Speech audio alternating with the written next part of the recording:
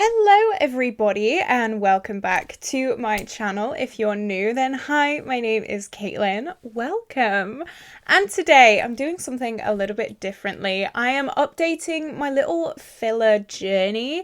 So I actually got filler in my nasal labial lines back in January, and that is my smile lines here, and by now it is completely worn off, and I wanted to give you guys a little bit of an update. I did do a 1 month update, but obviously that was when I still had it. It was still pretty fresh, but now I've come to the end of my kind of filler journey, I think, for now, and I wanted to give some advice, some things that I didn't know now that I've completely run the course and it is completely gone. I wanted to give some just things that I didn't really think would happen, some thoughts, some opinions, would I get it done again, that kind of thing, because I know it's a big decision getting filler. It is scary and it is expensive as well, so you really don't want to take a chance on things like this, and hopefully if I help at least one person, this video has done its job.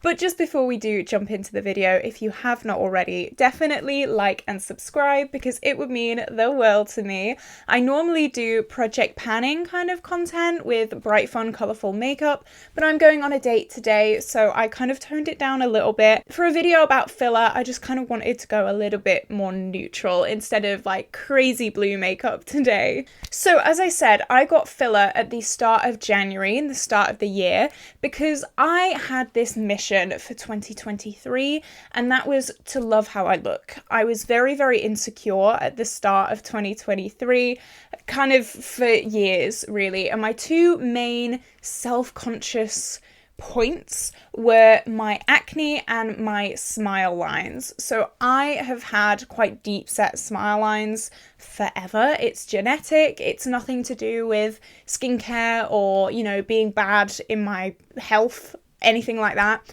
It's just genetic. My mum has very deep set smile lines as well, naturally. So I have always been very self-conscious about them, and it's only when I wear makeup that they really do show, or they did.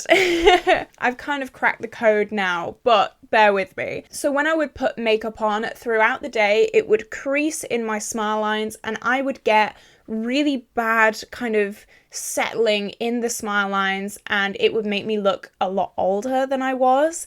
It would make me very self-conscious. Other people made comments about it, which obviously isn't very nice.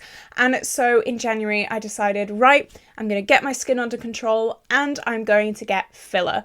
This was not a light decision. I had really thought about getting filler for about a year beforehand, but I thought new year, perfect time to do it, and there was a sale on as well. Also, I just want to put a disclaimer here. Anything negative I say about filler has nothing to do with the clinic or the people that I went to. I went to the White Rooms in Liverpool. They were incredible. All of my kind of negative opinions are my own, just from personal experience. The people at the White Rooms were incredibly lovely. They had all the time in the world for me. They really spoke me through everything. They were amazing. If you are in the Merseyside area and you're thinking of getting botox or filler, I would definitely recommend the White Rooms. They are amazing. Nothing to do with them. All of this is just my personal experience and my personal learning. So I went to the White Rooms. I had my consultation and I was booked in to get nasal labial line filler. So I had 2 mils. So that is 1 mil in each line. And I was under the impression that filler would be my magical saving grace, that I would get my filler and I would never be self-conscious ever again. I thought, this is it. This is where I'm gonna just be Megan Fox and I'm gonna be absolutely stunning and gorgeous to everyone else and myself, because it's yourself that you've really got to, you know, focus on. Don't get filler for anyone else, get filler for you. So I went in, got my filler, and for the first week, it was everything that I imagined. I was so happy. I was like smiling all the time, and I was putting full faces of makeup on, smiling throughout the day, being so happy, and not a line in sight. It was smooth. It was absolutely incredible.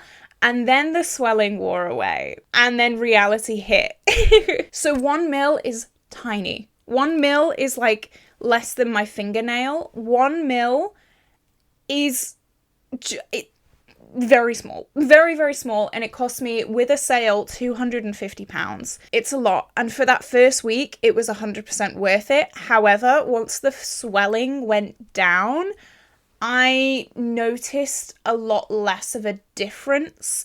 It was not this magical saving grace thing that I've been wanting for years and years and years. It made a very, very small difference. It didn't stop my creasing. It didn't stop the creasing, and that was the thing that I was most insecure about. I even booked a second appointment to get it looked at to make sure it hadn't just dissolved, because honestly I thought it had just gone. I thought I couldn't see a difference. I thought it had just gone.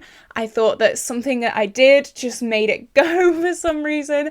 But no, it was there. It was just the smallest amount, and I obviously knew filler was expensive, but I paid the £250. I was so happy for the first week, and I thought that that week would be the results. So you've really, really, really got to remember that it goes down a lot. And I kind of wish it didn't. If I was to get it done again, I would definitely put 2 mil in each to keep the kind of swelling effect. It didn't look swollen, but like, you know what I mean. But that was going to cost like 400, 500, and maybe even £600. It's so much money. And it's not a magical overnight quick fix to all of your insecurities. I wish it was. I will not be getting it done again, but I do not regret it, because I think it was a learning curve that I really needed to, I don't know, go over and experience. Now, I wish someone had told me before I spent £250 on it. I do my foundation and I literally get a little like makeup round and I just wipe away the foundation on my smile lines before I powder. Literally the effect that I wanted, and not spending £250. I feel so stupid for not doing that before, but honestly, I had it in my head that filler was just going to change my life and be this absolutely incredible, amazing, quick fix. I'm going to get it done and it's going to look amazing and I'm going to be so happy and self-confident and da-da-da-da-da-da. I didn't look at the basics, baby. I think as well, what doesn't help is I thought I was very, very good at looking at celebrities' face tuning and kind of knowing what was face tuned and what was not. I now know that that's not the case, because now the rise of influencers doing like real faces are the influencers that I thought had real faces to begin with. You know what I mean? So it was definitely a sense of like, oh, I'm ugly and all of these influencers are so beautiful. I have to look like them. I can't have a blemish. I can't have an acne scar. I can't have a line. And now that this kind of trend, I guess, of like real faces is a thing, it's very much opened my eyes. I didn't think I was like naive in that way, but I definitely was. It's so hard to tell. It's so difficult to tell. Like, I don't put any beauty filters on my videos. I don't want to put any beauty filters on my videos. I was tempted once, but I don't want to do that. I want to be completely, hey, real with you guys. This is what I look like. And I don't need filler for it. I don't need filler. I wish I'd have known. But honestly, I wouldn't have known if I didn't do it. So I guess it is what it is.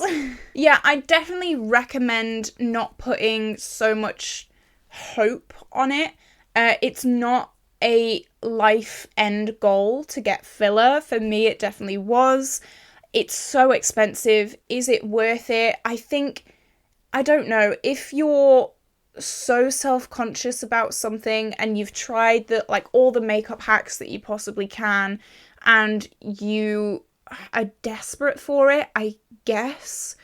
But I really think that there is hacks for everyone, like lighter coverage. I didn't even know that. Like, wear lighter coverage, less creasing, less caking, boom, boom, boom, good to go. Because in my little teenage angst, I was like, I'm gonna just wear full coverage everything. Why would anyone not wear full coverage? Why would anyone wear light coverage? And now I'm like, oh, I know why now. So yeah, it's just a thing that I've learned. It's a thing that I'm very interested about. It's a thing that I think there should be more education definitely about it, because I really didn't know all these things and I was expecting it to be such a quick fix. It's going to change my life, and it didn't. Well, it did for the first week, and then the swelling went down, and my mum's calling me. I'll phone her back. I'll phone her. This is important. So yeah, I wanted to do a little bit of a video today. I know I did do a month update. I was a little bit disappointed in my month update, and that was a whole 30 days afterwards. It was quite interesting to see the expectation versus reality of something like that, because no one really shares that with you. And obviously there are so many like really bad horror stories as well. Be careful. If you're looking into filler, be careful where you go. There are so many dodgy people. Please do your research. Please be safe. Please, please, please, please, please, please, because it's dangerous as well. And even with like certified top-notch people, there are still risks. So please don't do it lightly. Please don't rush into anything. Please don't just go on a spur of the moment spree of filler. It's dangerous. It is maybe not as amazing, as incredible as you think. And yeah, just please be careful. If you've ever had any experiences, good or bad, with filler, please leave them down in the comments, or Botox or anything like that, because I find it really interesting to talk about. I find different people's opinions are amazing. Obviously, these are all my personal opinions. These are my personal circumstances. There could be someone with a completely different view than mine. It could have saved someone's life. It could have changed someone's life. It could have been absolutely incredible for them. I'm so happy for them. This is just my personal opinion. I know this is a little bit of a different video, but I just wanted to kind of put a closure on this whole kind of filler journey, because I think it's really interesting and people don't talk about it enough. I always want to be completely honest and open with you guys about any cosmetic surgery that I have, because I think it's very, very important to disclose all of those things. People get filler and people get facelifts and Botox, and they pass it off as being natural, and I find that icky. But here I am, all natural. Well, I've got me face on, but other than that, all natural. And yeah, I hope to see more of this real face trend in future, because I think it's really, really important. This is where I'm gonna love you and leave you guys. I hope you did enjoy this video. If you did, like and subscribe, baby. And I will see you for another video very, very soon. Okay. Bye.